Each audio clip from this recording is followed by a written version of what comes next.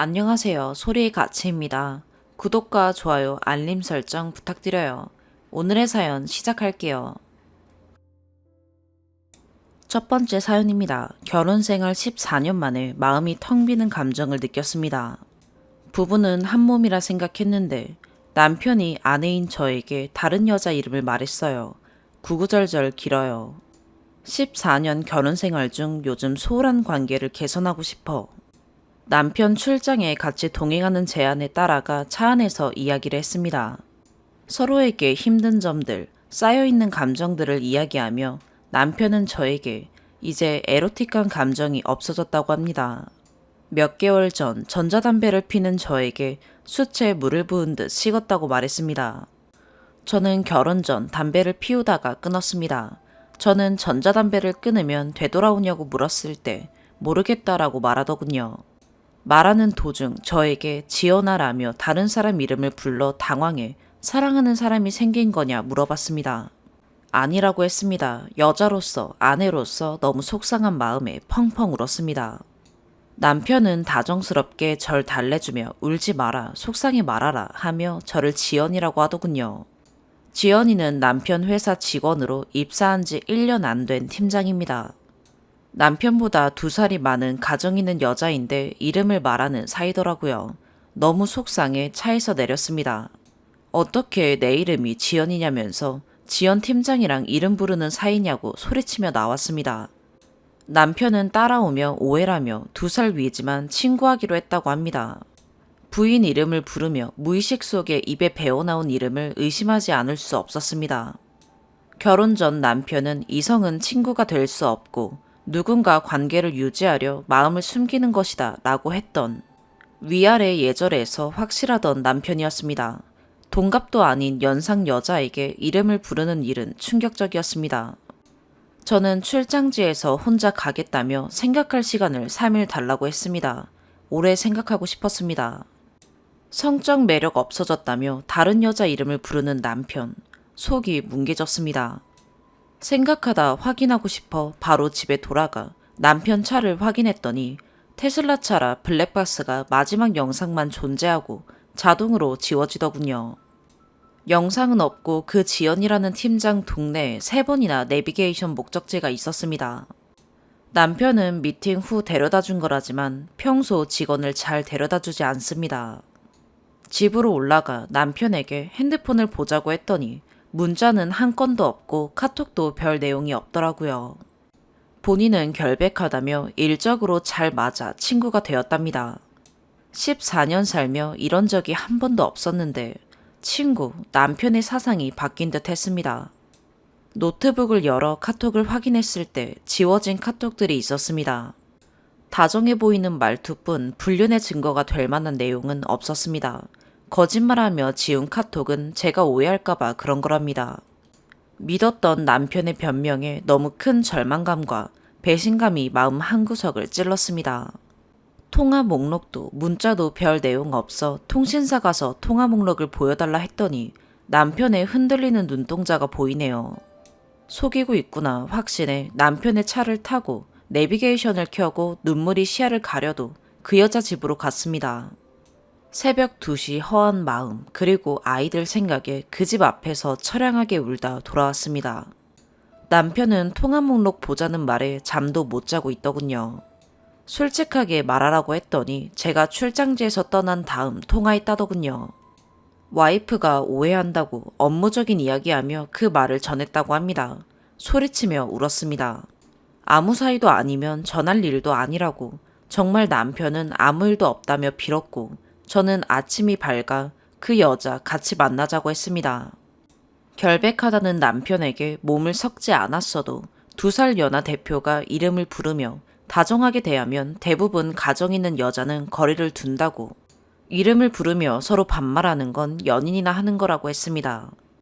2살 연하 회사 대표가 이름 부르는 게 괜찮은 게 상식이냐고 업무로 이뤄진 관계에서 아무리 친해 반말해도 땡땡씨, 땡땡 팀장이라 부르는데 그 여자는 어떤 생각인지 궁금했습니다. 저를 만난 적도 저희 아이들과 지연 팀장 아이가 만나 키즈카페에서 업무를 하며 제가 아이들을 케어한 적이 있습니다. 제 남편과 어떻게 그렇게 지낼 수 있는지 제 상식에서 가정 있는 사람으로서 이해할 수 없는 상황입니다. 2살 어린 회사 대표가 이름 부르는 사이인 걸 그 집 남편이 아냐고 물어보고 싶었습니다. 제 남편에게 그 여자를 만나게 해달라고 했고 8시 반 그 여자에게 연락해 만나러 가는 도중 남편이 운전하는 차는 사고가 났습니다. 에어백이 터지고 에어백에서 나오는 하얀 가루들, 테슬라는 자율주행되는 차량으로 깜빡이만 넣으면 알아서 차선 바뀌는 차량으로 고가도로 올라가는 돌에 뛰어들었다 생각합니다. 사고 당시 저는 조수석에서 고의로 사고를 낸 것 같다고 생각했습니다. 그래서 너무 슬펐습니다. 이 사람이랑은 끝이구나. 용서할 수 없겠구나. 119와 실려가며 그 여자에게 사고 나서 못 간다고 연락하려 했습니다. 그러다 통화 목록에 지워지지 않은 문자 메시지 내역이 있었죠. 문자는 지워져 없는데 내역은 있더군요. 많이 울었습니다. 핸드폰 복원에 연락해 맡기고 남편은 골절상으로 움직일 수 없었습니다.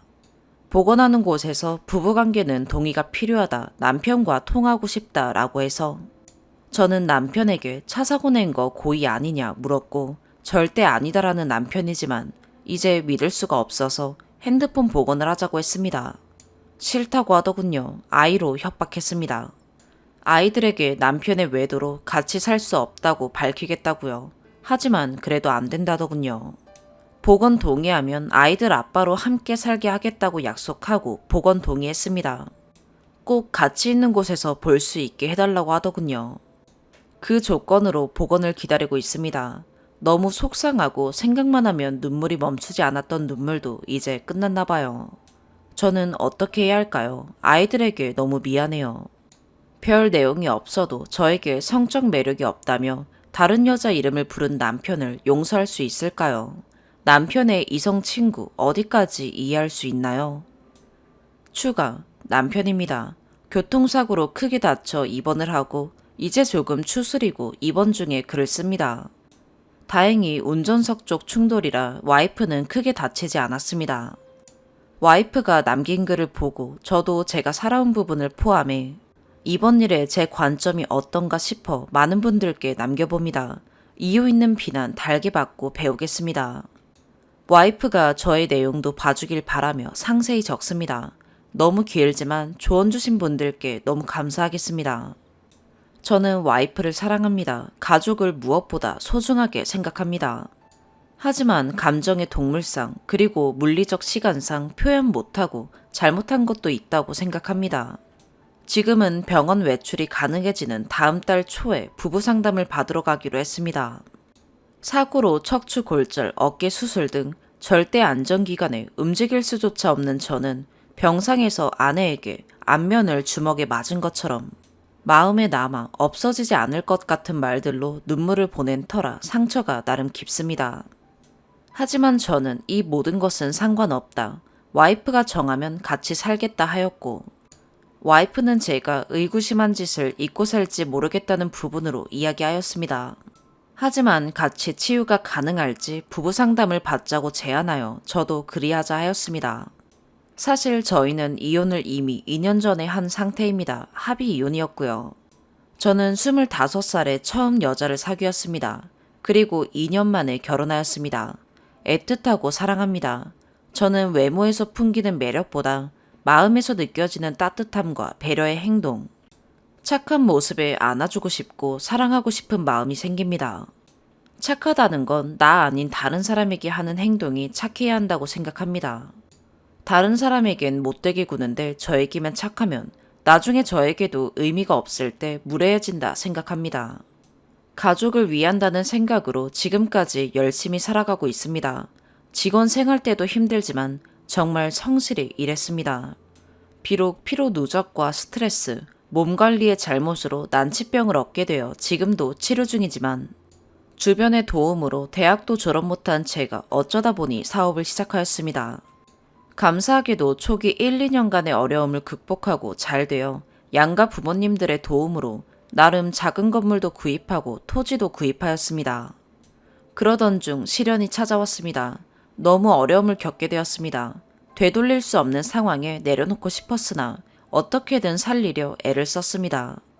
그러면서 혹시 모를 넘어짐에 대비해 그렇게 와이프와 협의 이혼을 하여 지방 토지는 제 명의로 하고 아내 명의로 수십억 상당의 수익이 나는 건물을 넘겼습니다.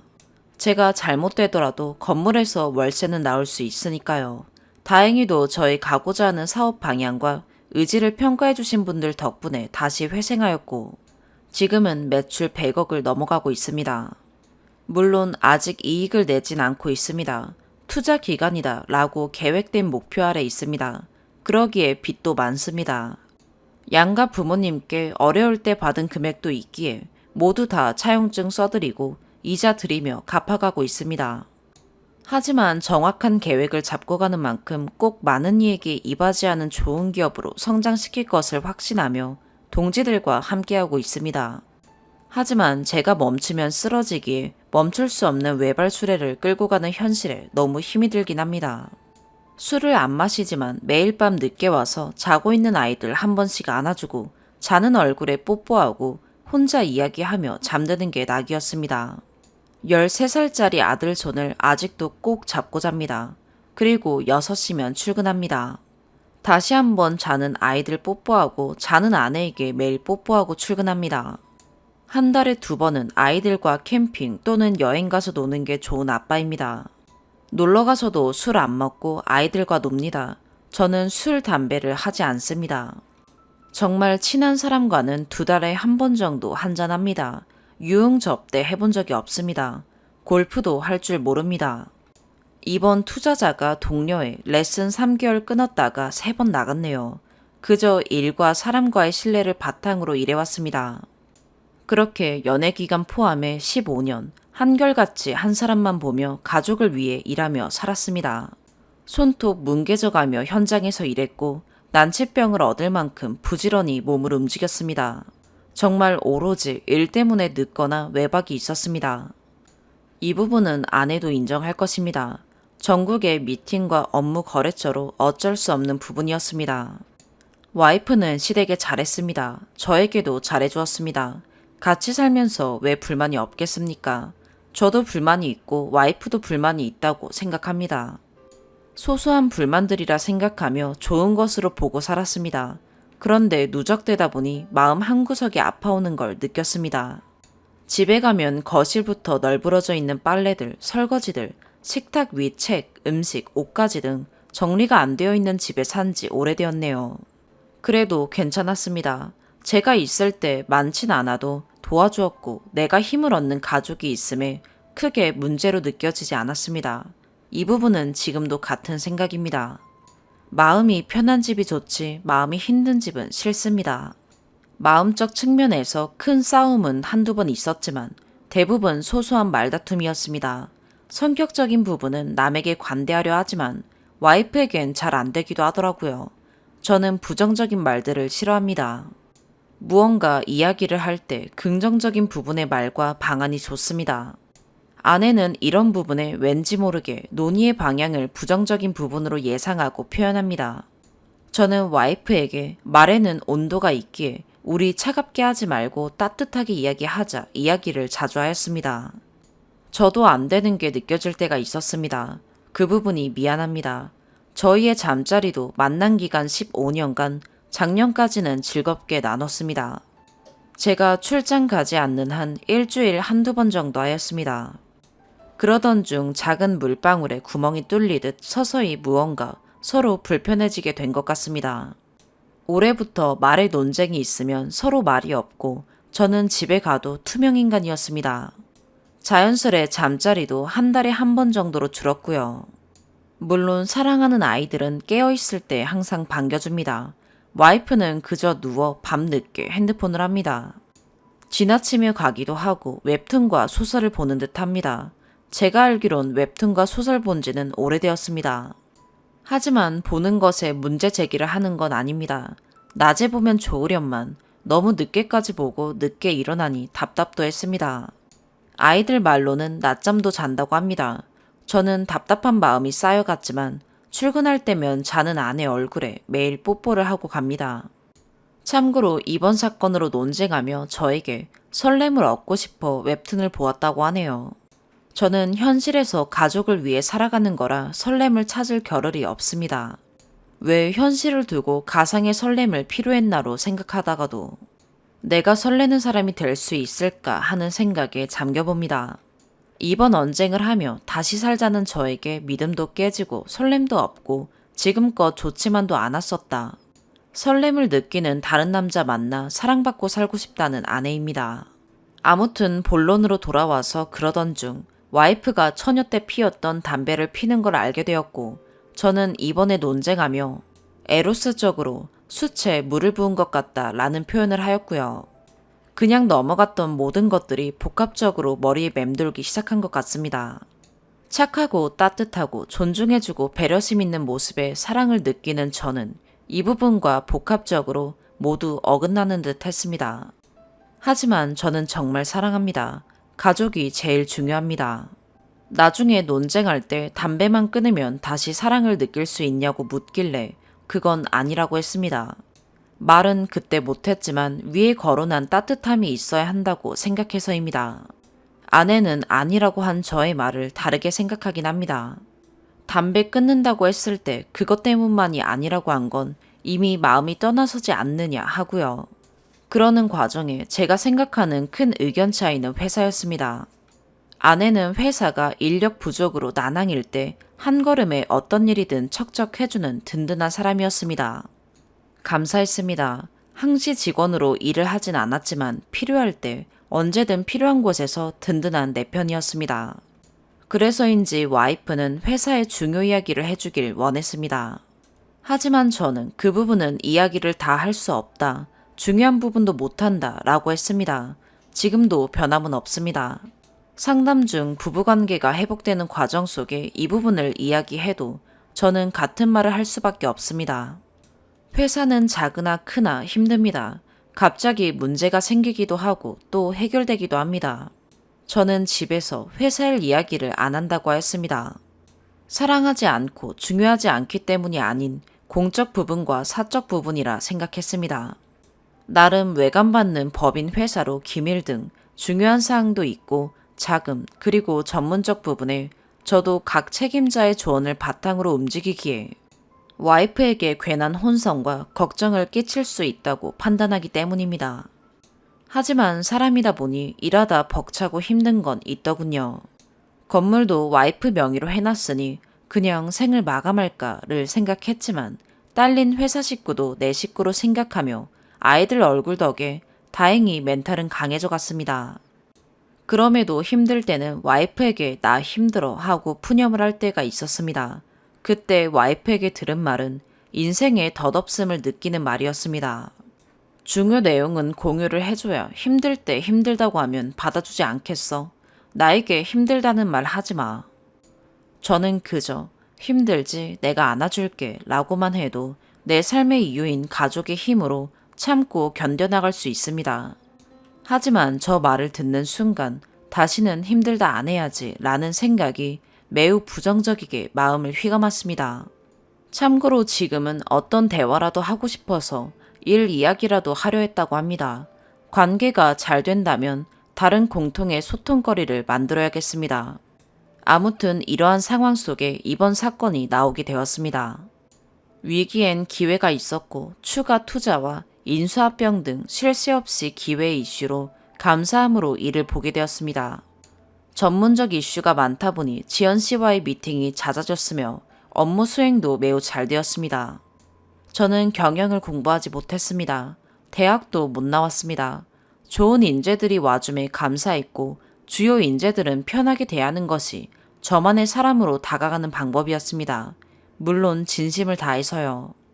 현 4명의 핵심인 동지들에게 제가 사석에선 더 없는 형제로 공적으로는 각각 책임자로 명확히 꾸려갔습니다. 이번 성장의 이슈로 한 명이 더해져 여성이지만 전문적 책임자적 인력으로 진심을 통해 계속 함께 회사를 일구려 하는 생각에 업무를 보며 편히 대하게 되었습니다. 물론 대화 속에서 긍정적인 부분, 따뜻한 말들이 듣기 좋았던 건 사실입니다. 그래서 더 일도 잘 되었던 것 같습니다. 그래서 이름 부르며 말 놓게 되었네요. 한두 살 차이는 친구라 생각했습니다. 참고로 10살 차이 나는 협력사 사장님을 형이라고 사석에서 이야기합니다. 한두 살인 협력사 대표들도 사석에서 이름 부르며 대화합니다. 당연히 그 외 사람이 있으면 존대하고요. 그러던 중 와이프와 이야기를 나름 오래 할 수 있는 기회가 되어 위의 복합적 마음의 응어리와 내가 원하는 핵심으로 생각하는 서로 인정할 부분 인정하고 따뜻한 존중과 배려로 이야기해서 다른 소소한 문제들 관여하지 않고 잘해보고 싶었습니다. 서로 이야기하던 중 서로 이해의 부족인지 터질 게 터진 건지 생각과 다르게 감정이 격해지는 상황이 연출되었습니다.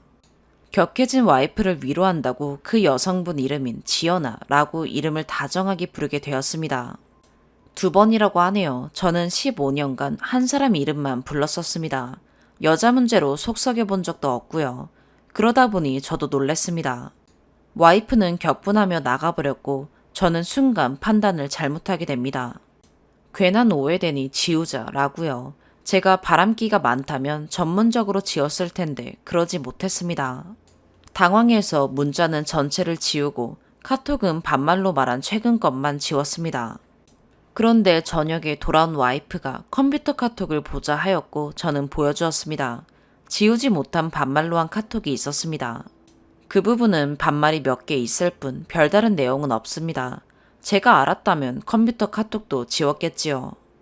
다정한 반말이네 라고 생각한 아내는 그렇게 상처받은 아내와 뜬 눈으로 저와 고통의 밤을 지새우고 다음날 아침에 지연 씨를 만나 이야기하자고 하여 가는 길 매일 늦게까지 일하는 저는 하루 밤샌 상태라 힘들었습니다.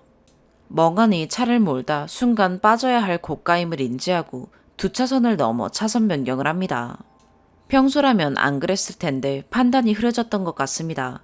자율주행은 급하게 변경 시 되지 않습니다. 또한 진출입로 자율주행은 고속도로에서만 되고요. 급한 끼어들음에 차의 각도가 잘 안 나온 상태로 빠지는 구간, 사각지대에 차가 있음을 인지하고 운전석 쪽으로 급하게 핸들을 돌리다 오른쪽 출구 콘크리트 구조물과 충돌하였습니다. 다행인 건 저는 큰 부상을 당했지만 하늘의 도움으로 와이프는 크게 안 다쳤습니다. 와이프는 제가 일부러 사고를 냈다고 생각하네요. 저도 살기 싫은 마음 다잡고 살아가고 있는 가장입니다. 쉽게 생을 마감하고 싶지 않습니다. 병상에 있는 저에게 확정되지 않는 사항을 확정짓고 주먹과 마음에 묻힐 들어본 적 없는 말들로 한바탕 퍼붓고 일부러 사고 냈으니 이미 죄인 취급하며 핸드폰 복원하자는 말에 그 당시 너무 마음이 아파 안 한다고 했습니다. 물론 사사로운 안부와 편한 문자들이 나름 걱정되긴 했습니다. 안 그랬던 사람이라고 생각한 제가 나름 다정스런 문자를 보낸 걸 안다면 지금보다 더 와이프가 무섭게 느껴졌습니다. 교통사고로 절대 안정이란 푯말이 있음에도 맞은 상태라 정신도 없고 눈물만 흘렀습니다. 어찌되었건 아이들과는 살게 해주겠다는 말에 동의하여 복구를 맡겼습니다. 갤럭시 폴드 2를 쓰는 저는 회사 폰으로 사용하며 각종 자료와 기밀, 그리고 대용량 동영상들이 가득 차 있습니다. 차면 컴퓨터로 옮기고 다시 촬영되고 그래서 그런지 보안이 강해서인지 복원이 안 된다고 다시 받아서 주더라고요. 와이프와 아직도 대화 중입니다. 아이들이 너무 보고 싶습니다. 아직 화가 안 풀렸는지 3, 4일 정도 아이들만 올려보냅니다. 사실 와이프는 과거 술에 취해 남자 이름을 저에게 부른 적도 있고 술에 취해 저와 관계를 가질 때 다른 남자 이름을 부를 때도 있었고 술에 취해 직장 동료인 다른 사람을 껴안을 때도 있었습니다. 저는 그때 그저 머릿속에서 지웠습니다. 저에겐 정말 첫사랑인 애틋한 사람이니까요. 와이프는 술 취해 부른 것과 제정신일 때 부른 게 다르다고 합니다. 술 취하면 잘못해도 되는 건가요? 나도 이랬는데 너는 왜 그래라며 정당하려는 건 아닙니다. 다른 여자 이름 부른 것 진심으로 사과하고 순간 잘못된 판단으로 핸드폰 내용 지운 것 사과하였습니다. 이 부분을 잘했다고 쓰는 건 아닙니다. 다만 이 글을 쓰는 이유는 15년의 세월이 이번 일로 끝이어야 하는 건지 막막합니다. 저는 가족과 함께 살아야 합니다. 제가 정말 나쁜 놈인지, 제가 비난받고 떠나야 하는지, 만약 살면서 제가 진짜 실수했다면 인간 말종의 쓰레기로 살지 말아야 하는지 궁금해서 올렸습니다. 마지막으로 간곡히 부탁드립니다. 혹시라도 아내를 비난하진 말아주세요. 제 상황과 전체적 맥락의 이해를 돕고자 주저리 내용을 쓰게 되었습니다. 만약 이 글을 보고 아내가 제가 모르는 제 잘못을 주저리 쓰더라도 내가 한 행동에 객관적 의견들이 잘못되었다 이야기한다면 고치도록 하겠습니다. 긴 글 읽어주셔서 감사합니다. 저는 이번 상담의 사건만이 아닌 본론적인 관계의 문제가 해결되면 좋겠습니다. 그것이 안 되면 저도 내려놓으려 합니다. 어차피 월세 나오는 건물은 아내 것이고 저는 갚아야 할 사업체 빚이 있으니 열심히 다시 살아갈 것입니다. 양육권은 아내에게 있습니다. 아이들은 엄마가 꼭 필요하다고 생각합니다. 저는 일 때문에 평일에 보지 못했으니까요. 아이들과 가까이 살며 매주 봐야 살아갈 수 있을 것 같습니다. 두 번째 사연입니다. 지금까지 남편과 싸우다 글을 씁니다. 전 초등, 중등 아이 둘 키우고 있고요. 1년에 6개월 정도만 일하는 반전업주부예요. 하는 일이 좀 특이해서 애들 학기 중엔 학교 간 시간에만 일하고 방학 중엔 쉽니다. 출근 시기 제가 조절 가능하고요. 물론 그렇기 때문에 벌이가 많지는 않아요. 그 대신 친정에서 받아온 게 조금 있고 그걸 기반으로 지금의 부를 일구는, 한마디로 친정에서 받아온 종잣돈으로 부동산 투자를 좀 잘했어요. 금전적인 이야기가 중요한 건 아닌데 이런데 글 쓰면 꼭 묻는 분이 계셔서 씁니다. 애들 어릴 땐 완전 전업이었고 둘째 초2 될 때부터 일 시작해서 학교 간 시간에만 일한다는 철칙 지켜오고 있어요. 여기까지 말하면 제가 애들을 좀 유난 떨며 키운다 이해하실 거예요. 부정할 생각 없어요. 저 유난 떠는 엄마 맞습니다. 애들 개학 연기되었을 때 기억하시죠? 시누이 아이들이 초등 고학년이고 코로나로 한참 난리 난 곳 근처에 살았어요. 학원이 다 휴원을 한다고 합니다. 시누이는 맞벌이를 하고 있고요. 그동안 시누이의 시어머니와 친정어머니가 이래저래 돌봐주고 학원으로 돌리고 하면서 버텼는데 학원은 휴원을 하고 방학도 너무 길어지고 그 와중에 시누이의 친정어머니, 즉 제 시어머니가 피로를 호소하고 이러면서 시누이와 시어머니가 시누이 애 둘을 개학날까지 저희 집에서 돌봐달라고 합니다. 무슨 큰 인심 쓰는 것처럼 개학 전 토요일, 일요일이 아니고 토요일에 보내달라고 하네요. 연차 내고 애 둘 데려다 놓겠다고 어제 아예 통보를 하더군요.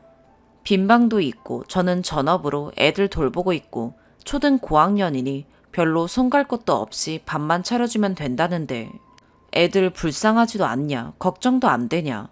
학원도 쉬고 할머니들도 한계에 도달했다 운운하는데 저는요. 애 넷을 열흘 넘게 제가 케어하라고요. 외출도 쉽지 않은 지금 이 시점에 제가 시누이에 대해서도 진짜 할 말 많지만 시누이 아이들이 제 아이들과 정말 상극인 아이들이에요. 안 맞아도 안 맞아도 이렇게 안 맞나 싶어 감탄이 나올 지경입니다. 그런 애들 넷을 한 집에 몰아놓고 외출도 못하면서 열흘 넘게요. 그리고 시누이 애들과 저희 애들이 다들 1살 터울입니다. 시누이와 저 둘이 번갈아 가며 매년 아이를 낳았어요. 저희 시어머니, 시누이 애들 보느라 저희 애들 단 한 번도 돌봐주신 적 없으세요. 친정엄마, 친딸 위주인 거 당연하고 저 불만 없었어요. 나도 내 피부치만 신경 쓰면 되니까요. 근데 지금 와서 애들을 돌봐달라니요.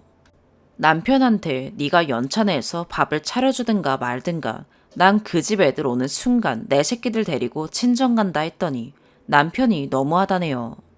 그쵸, 남편에겐 자기 친족하니까요.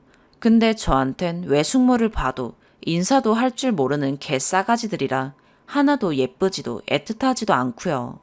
그 엄마랑 있었던 일 생각하면 피가 거꾸로 솟아요.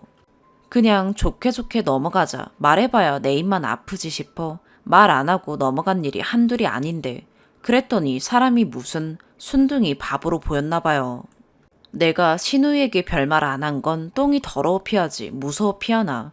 진중건 말처럼 말을 해도 알아듣질 못하니 이길 자신이 없어서 아예 상종을 안 한 거지. 괜찮다 용납한 건 아니거든요. 명절마다 전화로 자기 보고 밥 한 끼는 같이 하고 친정가라며 손윗 올케인 저한테 명령질해댄 거.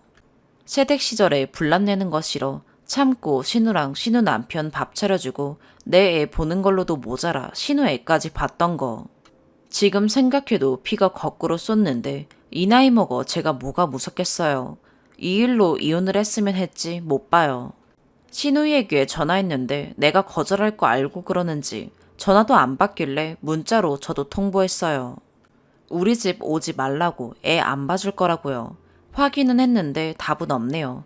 그 싸가지 없는 것들이 제 아이 곁에 얼씬대는 것도 싫어요. 추가. 남편이 추가해달라네요. 저희 집이 대치 근처고요. 재작년에 오빠네 아이 수능 보고 논술 준비할 때 2주 정도 저희 집에 있었습니다. 올해도 영재고 다니는 친정 조카 여름에 대치동에서 팀 수업할 때 맡아주기로 했어요. 남편 논리는 친정 조카는 맡아주면서 시조카는 이 혼란한 시국에 왜 안 되냐입니다. 이제 저도 말할게요. 저희는 지금 대치동에 전세에 삽니다.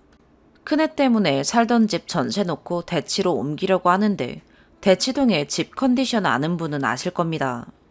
살만한 집은 도저히 예산에 안 맞아 고민할 때 오빠랑 언니가 돈을 빌려줬어요. 이 집 절반은 언니랑 오빠 겁니다. 그때 돈 주면서 조건이 오빠네 아이 대치 논술학원 2주 다닐 때 도와줄 것과 언니네 아이 방학 중 대치동 팀 수업할 때 먹이고 재워줄 것이었어요. 오빠네 애는 입시 끝났고 언니네 애는 올해 영재고 들어갑니다. 영재고 입시는 8월에 끝나기 때문에 작년 가을쯤에 그렇게 합의 보고 남편 동의하에 했어요. 그래서 애초에 조카들 재울 방을 위해 방 4개짜리 집을 얻었고요. 저희도 둘째까지 입시 끝나면 이 전셋집 빼게 될 거고 언니 오빠 돈으로 무이자로 그냥 깔고 있다가 전세 빼면 돌려주기로 했어요. 시누이네랑 상황이 전혀 다르지 않나요? 남편은 방학마다 시누이네 애들 데려다 대치동 학원 보내게 해달라는 것도 아니고 이번엔 상황이 절박하니 도와달란 건데 절박하긴 웃기고 앉았네요. 저 둘째 초2 때 처음 일 시작할 땐 지금만큼 근무 시간 내 마음대로 조정이 안 됐고 그러다 보니 봄방학 기간엔 초2, 초4 애 둘이 집에 있었어야 했던 적이 있었어요. 그때 언니가 많이 아파서 친정엄마는 저한테 신경 쓸 여력이 없어서 시어머니께 도움 요청했더니 점심만 챙기면 되는데 애 둘이 충분히 있을 수 있다 하더라고요. 그때 전 애들 처음 떼놓는 거라 진짜 벌벌 떨면서 울면서 일 나갔던 기억이 생생한데 초고학년이 뭐가 절박해요. 그때 시누이가 했던 말 지금도 생생해요. 언니도 친정엄마 부르세요 하던 진짜 나쁜 년입니다. 세 번째 사연입니다. 윗집에 11명이 살고 있고 층간소음으로 미칠 것 같아요. 많은 분들이 보시고 제가 또 즐겨보는 곳이기도 해서 이곳에 올려요. 보셨다면 제발 욕이라도 해주세요. 저희 집은 평범한 4인 가정입니다. 저희 윗집은 저희보다 오래 산 3대가 사는 가족이었어요. 저희가 층간소음 때문에 윗집에 올라가 본 적은 딱 2번. 윗집 손녀가 집안에서 자전거를 타며 놀 때와 김장 마늘 빻았던 날 2번이었어요. 노인분들 새벽 5시 반부터 일어나셔서 화장실 가셔도 괜찮았어요. 그 시간이 지나면 조용해지기도 했고 심하다는 생각을 해본 적이 없었던 것 같아요. 그만큼 저희는 윗집에 대해 신경을 안 쓰는 편이라고 생각을 했어요. 새로 이사 온 윗집은 저희 아파트 다른 세대에서 살던 가족입니다. 그 낡은 집 입주 청소를 본인들이 하겠다고 자정이 지나도록 쿵쿵거리던 것. 같은 아파트라고 사다리차도 부르지 않아 엘리베이터를 전세된 것처럼 사용한 것을 보고 만만치 않은 윗집이 될 거라고 생각은 했습니다. 하지만 윗집은 상상 이상이었어요. 이사 온 지 며칠 만에 인내심을 잃고 올라간 저희는 윗집이 아이 6명을 포함한 11인 가족이라는 것을 알게 되었습니다. 공동주택에 11명이 살고 있다는 것이 상식 밖이었고 왜 그런 말도 안 되는 소리가 내려오는지도 이해가 갔습니다. 아침 7시 정도부터 새벽 2시 넘어서까지 발망치가 들리고 아직까지도 나아지지 않습니다. 돌쟁이 아기의 뛰는 소리부터 어른들의 묵직한 발망치까지 귀가 괴로운 게 아니라 심장까지 쿵쿵 울려 소화제를 달고 살고 있어요. 처음에는 경비 아저씨를 올려 보냈습니다. 오래 살기도 했고 경비 아저씨들에게 예의를 갖춰 지내고 있었기에 경비 아저씨 중 한 분은 이 사항을 꽤 진지하게 들어주셨어요. 하지만 다른 경비 아저씨는 저희에게 오히려 하소연을 하셨어요. 경비 목숨은 파리 목숨이라 항의를 대신해 줄 수 없다는 말도 안 되는 변명도 하셨어요. 알고 보니 저희에게 순한 양이던 윗집은 경비 아저씨가 올라가면 모르쇠로 일관했고 그래서 난감해 하셨던 것 같아요. 그 뒤로는 그냥 저희가 올라갔어요. 직접 방문이 주거 침입죄다라고 온라인 검색 결과로 나와 있지만 올라가면 문도 잘 열어주고 사과하고 노력한다고 했습니다. 하지만 그들의 노력은 미비했고 나아지는 건 없었어요. 글이 길어질까봐 많이 적지는 못하겠지만 슬리퍼를 샀다고 했으나 신지 않고 매트를 깔겠다고 했지만 올라가서 슬쩍 봤을 때 얇은 주방 매트를 대충 깔아놨어요. 같은 모양의 매트도 아니에요. 오늘은 심지어 올라가서 항의한 저희에게 생활소음 보고 어쩌라는 거냐고 오히려 큰 소리였습니다. 생활소음이니까 참으라니. 저희는 뒤꿈치로 걷는 방법을 몰라서 살금살금 걸을까요? 저희는 인테리어를 위해 사이즈가 없어 직접 주문한 커다란 카펫을 거실과 안방에 깔았을까요? 왜 그들은 식사 시간에 뛰어다닐까요? 돌쟁이 아이를 씻기는 소음이 왜 10시 반이 넘어서 안방에서 들리는 걸까요? 새벽까지 시끄럽다는 항의에 가족이 야행성이라는 말을 서슴없이 하는 윗집은 정녕 아이를 6명이나 키우고 있는 집이 맞을까요? 가정교육이라는 것이 진행되고 있는지조차 궁금한 집이에요. 하긴 가정교육과 배려의 의미를 알고 있다면 그런 가족 구성원으로 누군가의 윗집에 살 생각을 하지도 않았겠죠. 이제는 절만적이에요. 부드럽게 나왔던 윗집을 믿고 몇 주를 참았지만 이제는 절망스러워요. 소화제 없이는 소화도 잘 안 되고 신경이 예민해지면서 공부하면서 음악조차 듣지 못하게 되었어요. 둔한 제가 평생 인지하지 못하던 엘리베이터 소리까지 천둥 소리로 들려요. 이렇게는 못 살겠어서 글을 올려요.